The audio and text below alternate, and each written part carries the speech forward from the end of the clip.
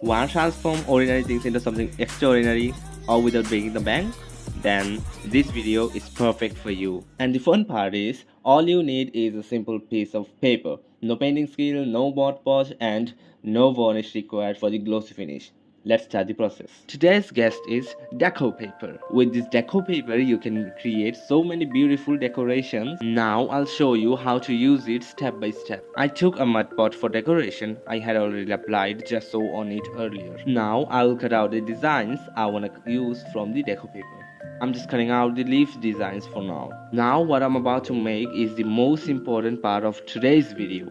Many people use Mod Podge, but it's a bit of expensive, so I decided to make it at home. For that you don't need much, just add a little water to some fabric glue, mix them very well, make sure there are no lumps at all. Okay, once this is ready, we will leave the top layer of the design we cut out. Then after cutting the edges a bit, just place the designs on the pot and apply the mixture we made over them. And you have to be careful while doing it so it doesn't tear.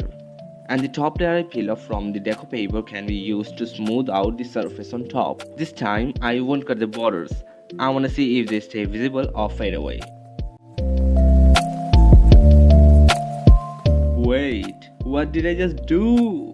Guys, literally this time I forgot to peel off the top layer of the Deco paper. But let's see how it looks after drying. If you enjoyed this video, don't forget to leave a like and comment.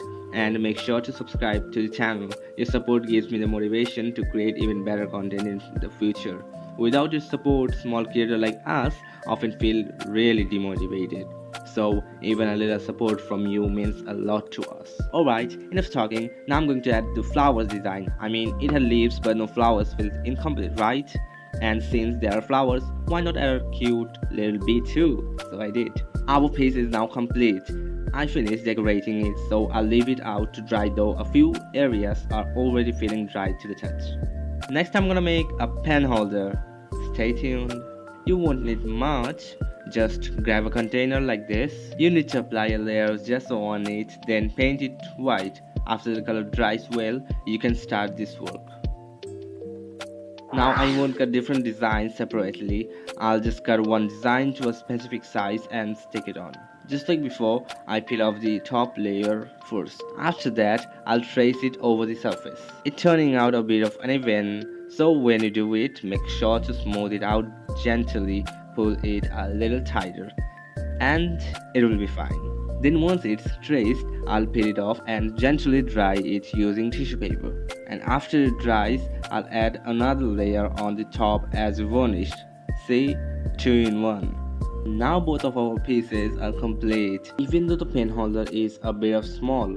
Anyway, are you ready for the cinematic shot?